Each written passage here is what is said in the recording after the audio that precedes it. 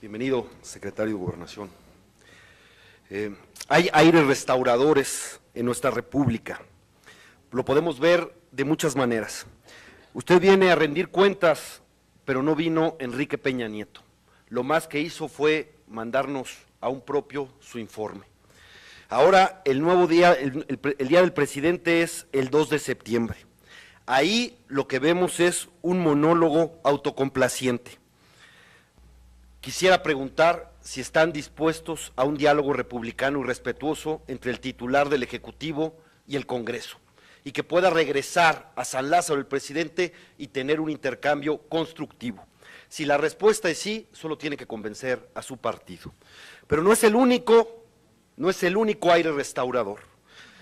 Desde su campaña, Peña Nieto definió o se propuso reducir y quizás después acabar con la representación proporcional, para que la primera minoría artificialmente tenga la mayoría absoluta como en los viejos tiempos. Si no la tienen con los votos, entonces que lo tengan con la maña aritmética e inflarse. El control otra vez de los poderes. Y, por si fuera poco, ahora se plantea que quien fue asesor del presidente de la República y un connotado dirigente de su partido pueda llegar a la Suprema Corte de Justicia de la Nación. Quieren volver a los viejos tiempos y controlar todos los poderes, entonces simplemente el discurso de apertura es simple simulación. Tenemos una nueva estrategia de seguridad, pero la verdad es que es más discurso, muy buenos deseos, pero los mismos resultados. Hay avances en algunas regiones, sería erróneo negarlo, pero vivimos en una sociedad más segura, más fuerte. Michoacán y Tamaulipas son dos estados claros de debilidad de las instituciones y no se ven grandes mejorías. Es más, Michoacán prácticamente está tomada o suplantado sus poderes por otros. Jalisco prácticamente ya es deporte asesinar a funcionarios públicos. Acaban de secuestrar y asesinar a un diputado federal. ¿De qué sirve los monitores y que aparezca en una pantalla donde está la policía si no pueden actuar inmediatamente? ¿Para qué entonces tener a esos monitores? Y es, por supuesto, preocupante. Tlatlaya está a punto de ingresar a la historia universal de la infamia, como con Acteal, como en Aguas Blancas. Reconozco que el ejército mexicano tomó una decisión importante al ya detener a estos 8 militares y veo que hay constancia. Me preocupa que haya sido por la presión internacional, pues la Procuraduría del Estado de México ya había reservado la información por 9 años de esto. ¿Qué va a hacer para esto? Y, por supuesto, quiero preguntarle, ahora que la Secretaría de Gobernación está agrupando todos los centros de inteligencia, si tienen algo de qué preocuparse por la seguridad del presidente Enrique Peña Nieto o porque haya algún acto terrorista en algún evento público. Lo digo por haber hecho medidas extremas de seguridad en el Zócalo hasta cachar a los niños. ¿Cuál es el miedo? ¿Por qué ahora esta intensidad en esto?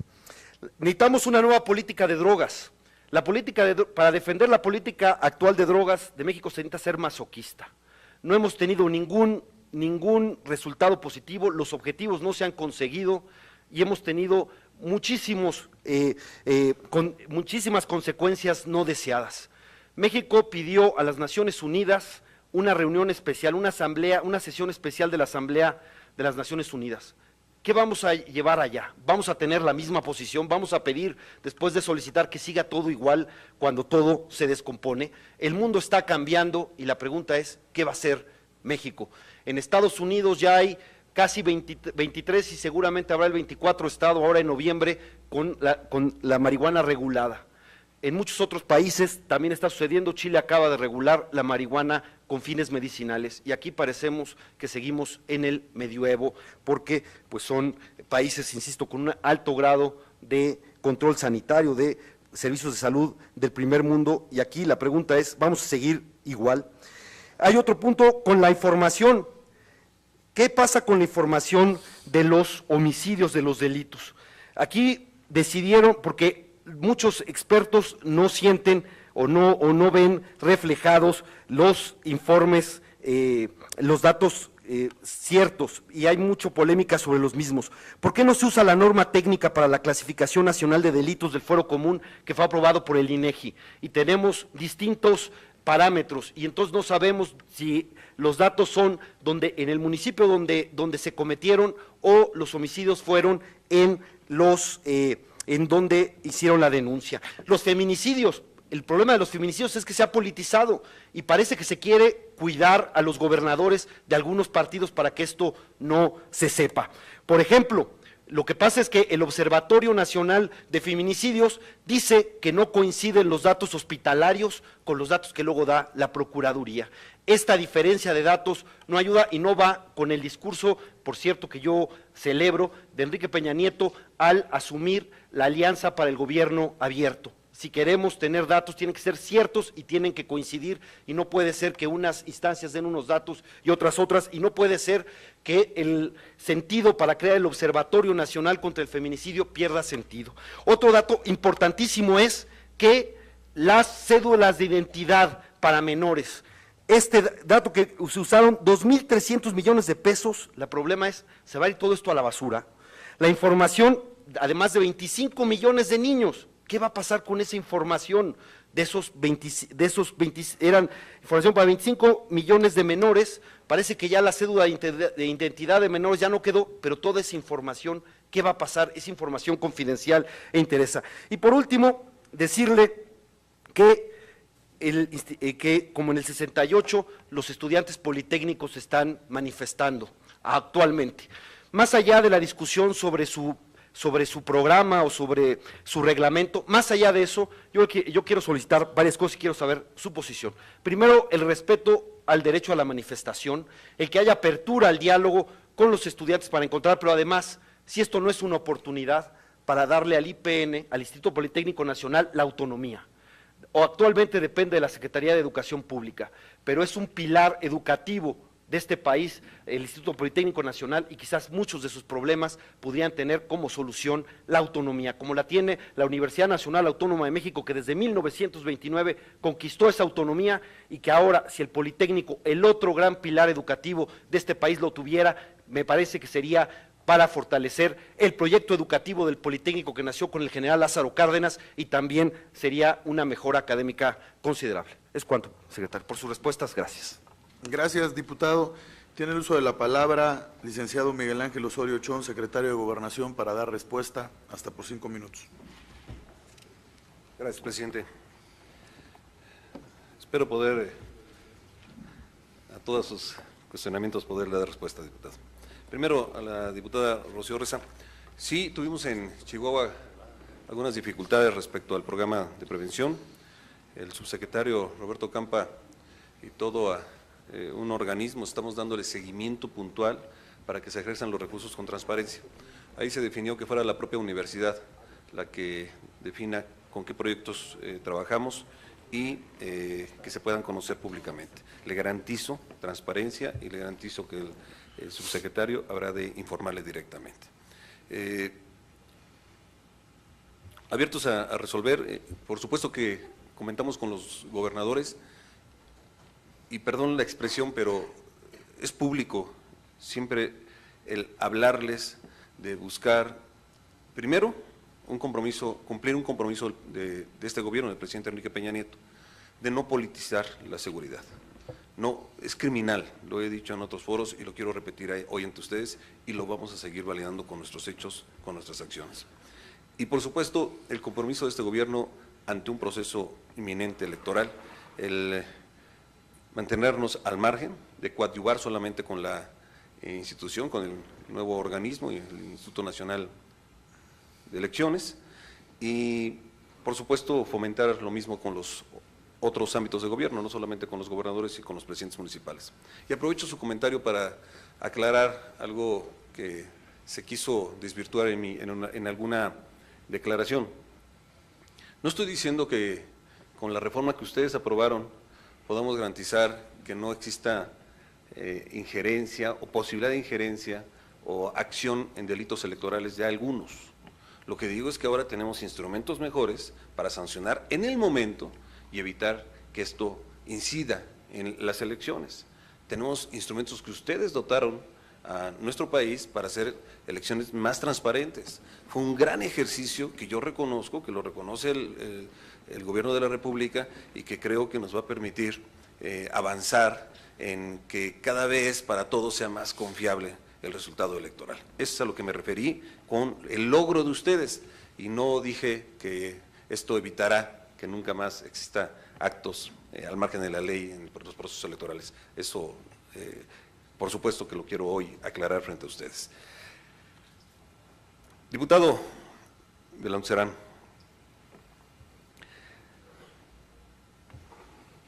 hace algunos años, aquí, este mismo Congreso, en la suma de la voluntad de las fuerzas políticas, decidieron el formato que hoy se está haciendo para la presentación del informe del presidente de la República.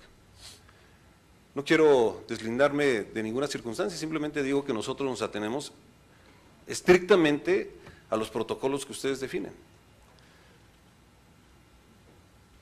He dicho en las comisiones de seguridad y de gobernación, y con algunas otras que me he reunido, como juegos sorteos, la especial, que la voluntad del presidente es que esta relación que se establece entre el Ejecutivo y el Legislativo pueda servir.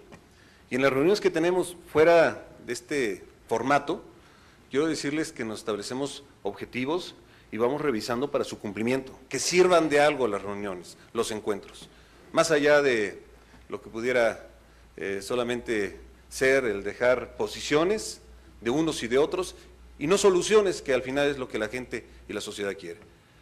Seguiremos nosotros en el formato y en las circunstancias que esta soberanía determine, y que tan libres los legisladores de un partido político como los de otro, incluidos los legisladores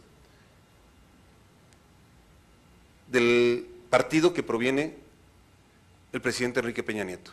Aquí, con libertad, toman las decisiones y nosotros nos responsabilizamos de atenernos a ellas y de cumplir estrictamente con lo que se defina.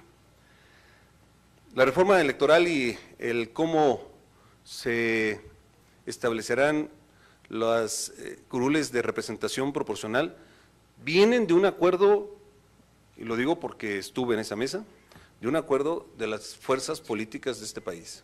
Si es a lo que usted se refirió en su pregunta. ¿Cambiaron las reglas? Digamos que sí, pero creo que está cuidado para que haya una gran representación de todos los partidos políticos en el Congreso de la Unión. La seguridad, y aquí lo quiero referir a los datos, señor diputado. He invitado, y quiero hacerlo públicamente una vez más, particularmente a los integrantes de estas comisiones, para que puedan acompañarnos a conocer de dónde provienen las cifras que se dan mensualmente, que por cierto somos el único país en el mundo que las da de esta manera, en el mundo, de dónde provienen, cuál es el mecanismo de obtención y cómo se dan a conocer a la sociedad, mes a mes, de todos los delitos, no solamente los del fuero federal, del fuero común. Si actuamos en transparencia, entonces podemos definir estrategias respecto a lo que no está funcionando, a lo que no tenemos los resultados que quisiéramos. No hemos dicho de ninguna manera que está solucionado el tema de la seguridad, al contrario, que todavía tenemos dificultades y que las estamos enfrentando. Y que más allá, si en Michoacán proviene estas dificultades del gobierno que acaba de estar 2 años, o de los otros 2 anteriores, o de los otros, lo que queremos es encontrarle soluciones. Ver cómo encontrar una nueva circunstancia para Michoacán, que respeto lo que usted comenta, pero quiero decirle que los avances son muy significativos. Quitamos el control absoluto de la delincuencia organizada sobre los presidentes municipales y sobre el gobierno del Estado, de las decisiones que se tomaban en todos los sectores de la población, porque no solamente eran los gobiernos ahí constituidos los que estaban amenazados o controlados, era la sociedad misma, al ver que no había un Estado que los protegiera. Hoy hemos liberado a esta sociedad de estas circunstancias. Siguen, por supuesto, ahí presentes delincuentes que estamos trabajando para detenerlos. Y estamos consolidando instituciones que no tenía el Estado de Michoacán. Y me refiero a una Procuraduría, a una Secretaría de Seguridad Pública que permita, entonces, como lo ha comprometido el presidente Enrique Peña Nieto, que salga el comisionado y entonces Michoacán sola pueda enfrentar las dificultades que se dejaron pasar por muchos años, y que nuestro único compromiso es respaldar y apoyar a este Estado. Y quiero dejarle la garantía a todas y a todos ustedes que, por supuesto, el proceso electoral que viene no tendrá absolutamente nada que ver el comisionado al respecto de todo el desarrollo del proceso electoral, ni en este lugar y, por supuesto, en ningún otro estado. En Tamaulipas, invito también a los diputados que pudiéramos hacer un análisis con la sociedad para que ellos mismos frente a ustedes nos puedan decir el estado en que nos encontramos, con dificultades también, pero hay un gran avance. Como ningún otro estado de la República se ha crecido del lugar 24 al lugar número 3 en la denuncia. Quiero decir, ha crecido y nos ha permitido resolver muchos de los problemas que tenemos en materia de seguridad. Se reúnen las corporaciones municipio por municipio, región por región, con todos los sectores de la población, con todos absolutamente. No son acciones unilaterales, porque aquí va más allá de lo que ha sucedido en el estado de Michoacán. En el estado de Tamaulipas, el control de varias células de la delincuencia organizada y enfrentamiento entre ellas habían logrado un estado de caos permanente. Hoy se ha disminuido esos enfrentamientos y lamentamos, por supuesto, como lo ocurrido el día de ayer. Pero esto que sucedió ayer era prácticamente permanente el saber de estas acciones o de estos eventos. Y hoy se ha disminuido de una manera muy importante. Y con ello los delitos, diputados, diputadas. Vamos a seguir en estos dos estados y nosotros creemos que vamos a tener resultados en el corto plazo. Me atrevo a decirlo, porque venimos avanzando de una manera muy significativa. Y que también estamos trabajando con Tamaulipas para que cree sus propias fortalezas, como en todos los estados, por cierto, a los que en lugar de echarles la culpa, lo que hacemos es trabajar con ellos para poder resolver los problemas que tienen en materia de seguridad, con todos. Y sobre el tema de Tlatlaya, ayer el procurador en su comparecencia pudo explicarles lo que se está haciendo, y quiero, en abono a sus comentarios de él, decirle que la averiguación nunca se ha cerrado en la PGR. Si lo hizo otra instancia, es otra circunstancia. En la PGR sigue abierta, se está investigando, y todos los elementos que se están teniendo a la mano se están investigando por la PGR. Y se actuará como lo hemos venido haciendo con toda transparencia. Porque si sucediera que hay algo que señalar respecto a la actuación de este grupo de miembros del Ejército Nacional, quiero decirle que será la excepción, porque tenemos un gran ejército y por eso es que tenemos que trabajar para que si sucede este tipo de cuestiones se pueda ver, observar que es solo una acción aislada y no el comportamiento de nuestro gran ejército mexicano y de la Marina Armada de México. Termino comentándole que en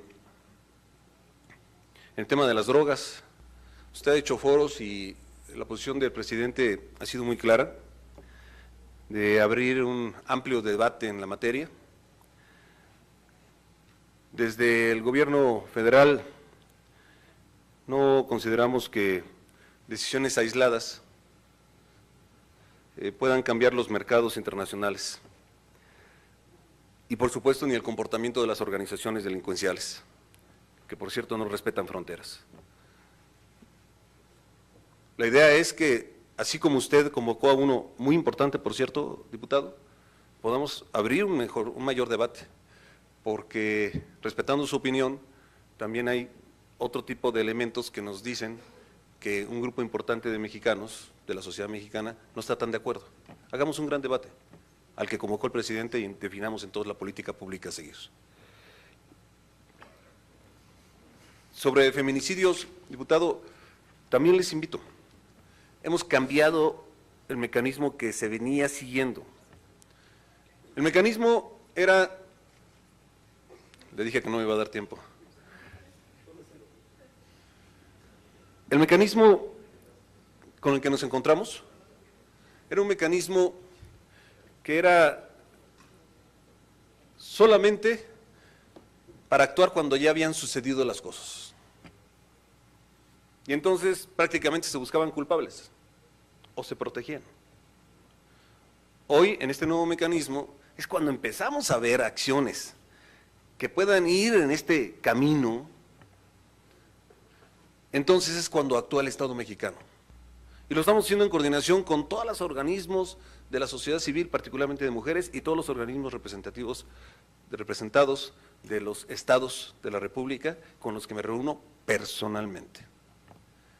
Y ahora entonces podemos platicar con varios gobernadores, están ahí de varios partidos políticos, que en lugar de politizar el tema, estamos resolviendo este tema que a todos nos lastima y que no debemos de permitir que siga adelante. Y sobre la cédula de identidad, ayer expresaba el presidente que se habrá de analizar. Lo que se tenía era muy costoso, así lo definieron incluso ustedes mismos al no aprobar el presupuesto en el año pasado para seguir con esta empresa y con este programa. Se logró avanzar. Déjeme decirle que logramos, ya que la empresa tenía en su poder la información, que forzar a que la información la tenga el Estado mexicano. Sí creemos que la cédula de identidad es un instrumento que debemos todos de trabajar para que se logre, que no nos interesa de parte del gobierno quién lo pueda tener en posesión, sino que sí sirva, y sirve para todo, para materia de seguridad, de desarrollo social, de desarrollo económico.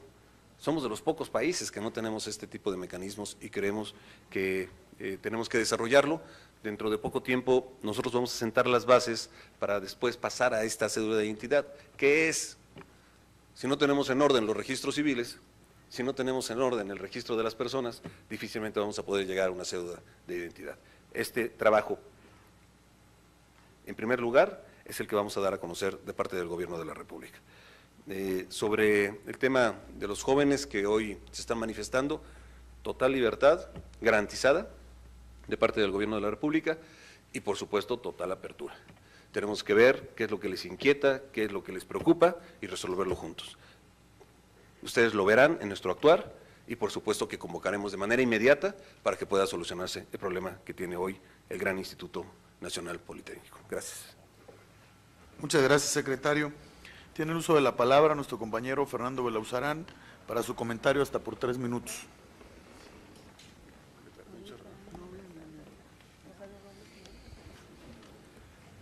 Le agradezco la amplitud con la que se tomó para contestar.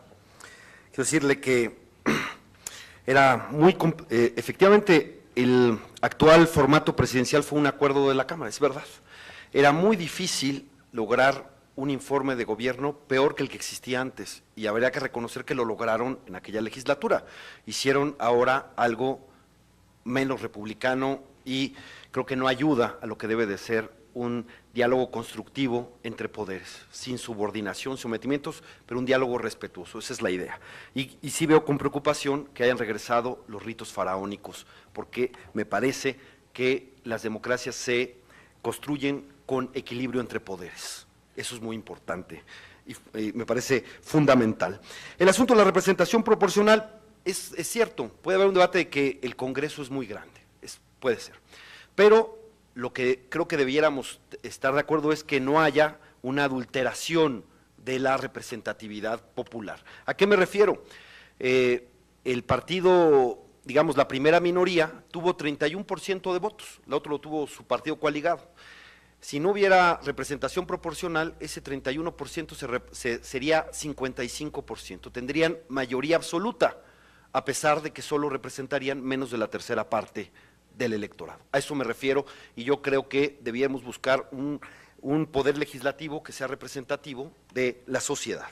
Ahora bien, y además me preocupa que se monte una campaña que de desprestigio al poder legislativo, porque un poder legislativo débil es el terreno fértil para los autoritarismos. Ahora bien, el caso de Michoacán, por supuesto, lo que se haga bien lo vamos a reconocer. Queremos soluciones y hay problemas en donde tenemos que tener visión de Estado. Y lo que haya mejorado lo vamos a reconocer, y es cierto que ha disminuido el poder de esta organización de los templarios, etcétera. Pero la tuta no solo sigue vivita y coleando, sino que hace política.